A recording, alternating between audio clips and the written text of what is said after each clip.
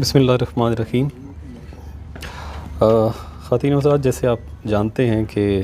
یہ نشست جو ہے یہ تو خالصتاً ایک ادبی نشست ہے، لیکن آج جو موضوع گفتگو ہے وہ صوفیانہ کلام ہے۔ تو اس لیے ہم نے یہ سوچا کہ صوفیانہ کلام کی جو صوفیانہ ڈیفینیشن ہے اور صوفیہ کے نزدیک کلام کی اور صوفیانہ کلام کی کیا اہمیت ہے اور کیا افادیت ہے وہ آپ کے گوش گزار کریں۔ تو صوفیانہ کلام ہو یا کوئی بھی کلام ہو، کسی کلام کے معیار کو پرکھنے کے لیے جو پیمانہ ہے وہ یہ ہے کہ کوئی کلام آپ سنتے ہیں تو اس کے بعد آپ کے دل میں کیسے احوال جنم لیتے ہیں اور کیسی کیفیات پیدا ہوتی ہیں۔ آپ یقین کیجئے کہ قرآن کریم کے بعد اگر ہم بات کریں تو صوفیانہ کلام وہ واحد کلام ہے کہ جو آپ کو ایسی پاکیزہ کیفیات سے روشناس کرواتا ہے اور ایسے احوال سے آگاہ کرتا ہے کہ جو کسی اور کلام میں آپ کو نصیب نہیں ہوتی۔ کسی اور کلام میں حکمت ہو سکتی ہے، علم ہو سکتا ہے، کسی بھی طرح کا علم ہو سکتا ہے، کسی بھی مضامین آپ جانتے ہیں کہ بے شمار ہیں، ان کی تعداد کو گنا نہیں جا سکتا، لیکن اگر اس معیار کو سامنے رکھا جائے کہ احوال و کیفیات کے اعتبار سے اور کون سا کلام جو ہے وہ زیادہ عظیم ہے تو وہ صرف صوفیانہ کلام ہے۔ جب ہم صوفیانہ کلام کی بات کریں گے تو ہمارے پاس یہی ایک راستہ ہے کہ ہم صوفیہ سے استفادہ کریں کہ ان کے خیال میں جو ہے وہ صوفیانہ کلام کیا ہے اور صوفیانہ کلام کیا ہے۔ تو اس کے لیے دو بہت ہی معزز اور عظیم ہستیاں ہمارے سامنے آتی ہیں، معزز اور عظیم اس لحاظ سے کہ صوفیہ کے نزدیک سیدنا شیخ عبد القادر جیلانی رحمۃ اللہ علیہ اور حضرت علی حجویری رحمۃ اللہ علیہ المعروف داتا صاحب، جن کا مزار لاہور میں ہے، یہ دو سب سے بڑے صوفیہ مانے جاتے ہیں۔ حضرت علی حجویری رحمۃ اللہ علیہ جو ہیں یہ سیدنا شیخ عبد القادر جیلانی کے زمانے سے کچھ پہلے ہوئے ہیں، لیکن سیدنا شیخ عبد القادر جیلانی فرماتے ہیں کہ اگر میں ان کے زمانے میں ہوتا تو میں ان کے ہاتھ پہ بیعت کر لیتا۔ اور صوفیہ کے نزدیک جو ہے وہ استاد الصوفیہ یا امام الصوفیہ مانا جاتا ہے جناب علی حجویری رحمۃ اللہ علیہ کو۔ تو ان سے استفادہ کرنے کے لیے ان کی کتاب جو شرح افاق کتاب ہے کشف المحجوب، اس سے رجوع کرتے ہیں۔ تو آپ سماع کے باب میں ایک تمہیدی گفتگو آپ نے فرمائی ہے جس میں آپ فرماتے ہیں کہ سماع جو ہے یہ انسان کے پاس جو علم حاصل کرنے کے جو ذرائع ہیں وہ 5 ہیں، جو حواس خمسہ ہیں، اور ان کے ذریعے انسان جو ہے وہ علم حاصل کرتا ہے۔ اور آپ فرماتے ہیں کہ ان میں 2 کو بہت زیادہ فضیلت حاصل ہے، ایک دیکھنے کی حس اور دوسری سننے کی، یعنی ایک سماع اور دوسری رویت۔ آپ نے ایک بحث کو، صوفیہ کی ایک داخلی بحث کو نقل کیا اس میں۔ آپ فرماتے ہیں کہ ایک چھوٹے سے گروہ کا یہ خیال ہے کہ دیکھنا جو ہے وہ زیادہ عظیم صفت ہے، دیکھنے کو، رویت کو زیادہ فضیلت حاصل ہے باقی حواس پہ۔ لیکن آپ فرماتے ہیں کہ جو صوفیہ ایسے ہیں کہ جو کہتے ہیں کہ دیکھنے کی فضیلت زیادہ ہے، ان کی دلیل یہ ہے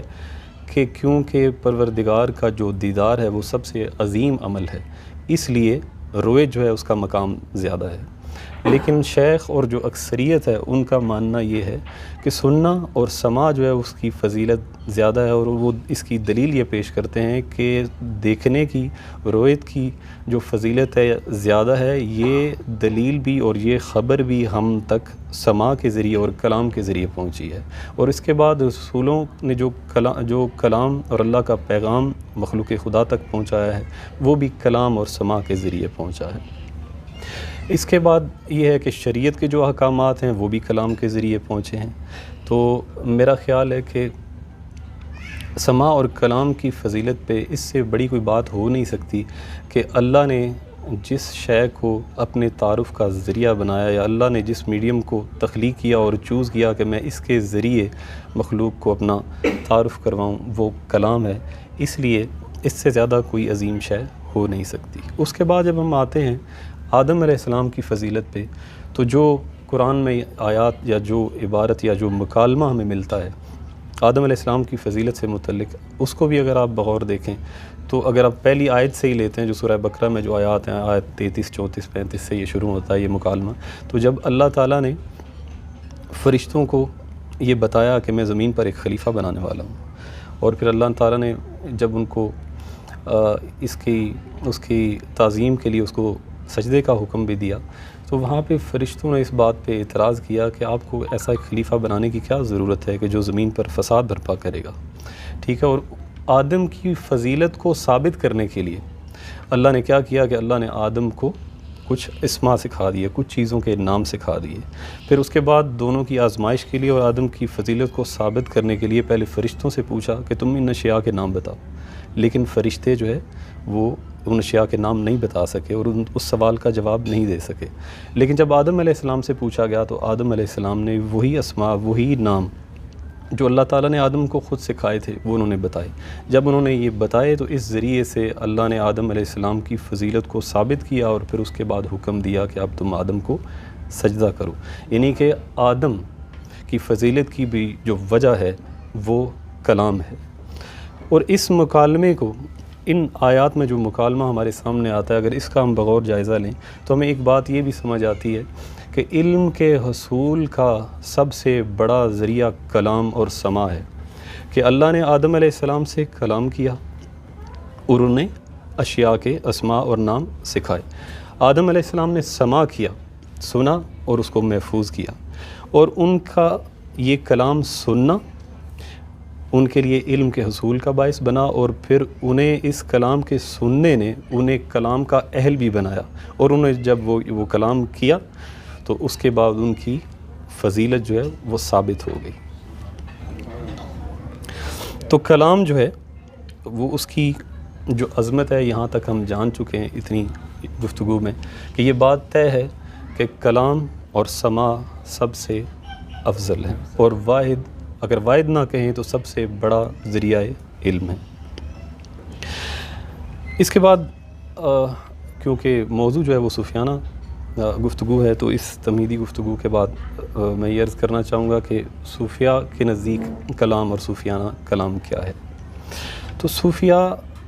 کے نزدیک صوفیانہ کلام کیا ہے، یہ جاننے سے پہلے آپ کو یہ بھی جاننا پڑے گا کہ صوفیاء کون ہیں، جن کا یہ کلام ہے وہ کون لوگ ہیں۔ تو صوفیاء وہ حضرات ہیں کہ جو اللہ کے ساتھ اپنے تعلق کو خالص کرنے کی جد و جہد کرتے ہیں، جو اللہ کے ساتھ اپنے تعلق کو خالص رکھتے ہیں۔ صوفیاء ان لوگوں کو کہتے ہیں جو سلسلہ یا نظریہ تصوف کے ماننے والے لوگ ہوتے ہیں۔ تصوف کی جو بنیاد ہے وہ عربی کے ایک لفظ صفا سے ہے۔ صفا جو ہے اس کے معنی اخلاص کے ہیں، اور جو لوگ اللہ کے ساتھ اپنے تعلق کو خالص رکھتے ہیں یا اللہ کے ساتھ اپنے تعلق کو خالص کرنے کی جد و جہد کرتے ہیں، ان لوگوں کو صوفیاء کہا جاتا ہے۔ اب صوفیانہ کلام کیا ہے کہ یہ جو جد و جہد ہے راہ خدا میں یا راہ سلوک میں، جو یہ جد و جہد کرتے ہیں، تو اس جد و جہد کے دوران انہیں جو پاکیزہ اور مقدس احوال و کیفیات نصیب ہوتی ہیں، جب ان احوال و کیفیات کو وہ انٹرپریٹ کرتے ہیں تو اس سے جو کلام تخلیق ہوتا ہے اسے صوفیانہ کلام کہتے ہیں۔ اس کے بعد یہ ہے کہ اسی سماع کے باب میں شیخ نے شاعری کے متعلق بھی تھوڑی سی بحث کی ہے۔ آپ نے آپ صلی اللہ علیہ وسلم سے یہ ثابت کیا ہے، ان کی روایات سے ثابت کیا ہے کہ آپ صلی اللہ علیہ وسلم نے خود اشعار سنے۔ ایک بہت مشہور شاعر تھے آپ صلی اللہ علیہ وسلم کے زمانے کے، امیہ بن سلط ان کا نام تھا۔ ایک صحابی کی روایت انہوں نے نقل کی ہے، شیخ علی جویری نے نقل کی ہے کہ آپ فرماتے ہیں کہ ایک صحابی کو آپ صلی اللہ علیہ وسلم نے فرمایا کہ مجھے امیہ کے اشعار سناؤ۔ امیہ کے اشعار انہوں نے سنائے۔ کہتے ہیں کہ ایک کے بعد پھر رسول اللہ صلی اللہ علیہ وسلم نے فرمایا اور سناؤ، اور یہ سلسلہ یہاں تک جاری رہا کہ تقریباً آپ صلی اللہ علیہ وسلم نے امیہ بن سلط کے 100 اشعار سنے۔ ٹھیک ہے، تو اب یہاں سے یہ بات ثابت ہوتی ہے کہ شعر سننا جو ہے وہ کوئی شرم کا بات نہیں ہے، اور اس میں کوئی ایسا مذائقہ نہیں ہے۔ جو قرآن کی آیات کچھ حضرات جو ہے وہ پیش کرتے ہیں کہ جہاں پہ قرآن کی یہ آیت میں یہ ڈسکس کیا گیا جو اس سے ڈیل کرتی ہے شاعری سے، کہ جہاں پہ یہ ہے کہ شاعر جو ہیں وہ جھوٹ کی وادیوں میں سفر کرتے ہیں، تو وہ آپ دیکھ لیں کہ وہ جھوٹ سے متعلق ہے۔ اگر وہ اس کو کلی طور پر ساری شاعری پہ لگا دیا جاتا تو یقیناً رسول اللہ صلی اللہ علیہ وسلم جو ہے وہ شاعری سماعت نہ کرتے۔ تو جھوٹ اگر شاعری میں نہیں ہے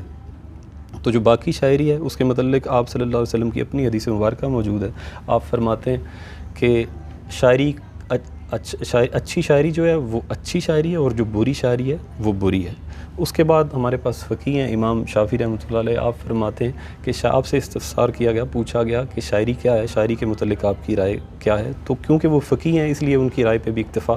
کیا جا سکتا ہے. آپ فرماتے ہیں کہ شاعری بات ہے, بات اچھی بھی ہوتی ہے, بات بری بھی ہوتی ہے. تو جو بات اچھی بات ہے اور جو خصوصاً ایسی شاعری جو آج ہمارا موضوع گفتگو ہے صوفیانہ کلام کے, جو ان لوگوں کی تخلیق کردہ ہے کہ جنہوں نے راہ خدا میں جد و جہد کی اور سلوک کے راستوں کے جو مسافر تھے, جو ان کے احوال و کیفیات کے نتیجے میں جو کلام تخلیق ہوا, یقیناً وہ بڑا عظیم کلام ہوتا ہے. اب اس میں ایک آخری گزارش میں یہ کروں گا کہ اگر آپ نے یہ پرکھنا ہو کہ معیاری کلام کیا ہے, صوفیانہ کلام میں معیاری کلام کیا ہے, تو جب ہم یہ پہلے جو ہے اس پہ ہم بات کر چکے ہیں کہ صوفیاء حضرات وہ حضرات ہوتے ہیں کہ جو اللہ کے ساتھ جو ہے اپنا جو تعلق ہے اس کو خالص کرنے کی جد و جہد کرتے ہیں. تو یہاں سے ہمیں یہ بات سمجھ آ جاتی ہے کہ یہاں پہ 3 موضوعات ہیں, 3 مضامین ہیں جن پہ بات ہو سکتی ہے. ایک وہ سالک, ایک وہ فقیر جو یہ جد و جہد کرتا ہے, پہلا موضوع وہ ہے. دوسرا وہ ذات پروردگار ہے یا وہ محبوب ہے یا جو محبوب حقیقی ہے. اور تیسرا مضمون اس میں جو آئے گا وہ آئے گا اس تعلق کا جو ان دونوں کے درمیان ہے. تو یہ 3 اشارے ہیں صوفیانہ کلام میں ہوتے ہیں. پہلا سالک خود ہوتا ہے, فقیر خود ہوتا ہے, دوسرا وہ ہوتا ہے جو محبوب ہے, اور تیسرا تعلق ہے. جس طرح تصوف میں میں کا اشارہ جو ہے وہ ناقص ہوتا ہے اور سب سے بڑا نقص ہوتا ہے, اسی طرح صوفیانہ کلام میں بھی جو میں کا اشارہ جس میں ہو, جس میں سالک اپنی ذات کے گرد مضامین کو ڈسکس کرتا ہے, وہ کلام ناقص ہوتا ہے. اور خالص کلام وہی ہوتا ہے کہ جس میں وہ اپنے محبوب کی بات کر رہا ہے, دوسرا جو موضوع ہے, دوسرا جو مضمون ہے اس میں, اور تیسری یہ چیز ہے کہ جو اپنے اور اپنے محبوب حقیقی کے متعلق جو کہ تعلق کے بارے میں جب وہ ڈسکس کرتے ہیں, اس کے درمیان جو بھی مضامین ہیں تو وہ مضامین جو ہوتے ہیں اور جو محبوب حقیقی ہے, یہ 2 مضامین ایسے ہیں کہ جو کسی بھی صوفیانہ کلام کے بارے میں ہم یہ طے کر سکتے ہیں ان کو سامنے رکھتے ہوئے کہ یہ ایک معیاری کلام ہے. ٹھیک ہے, بہت شکریہ.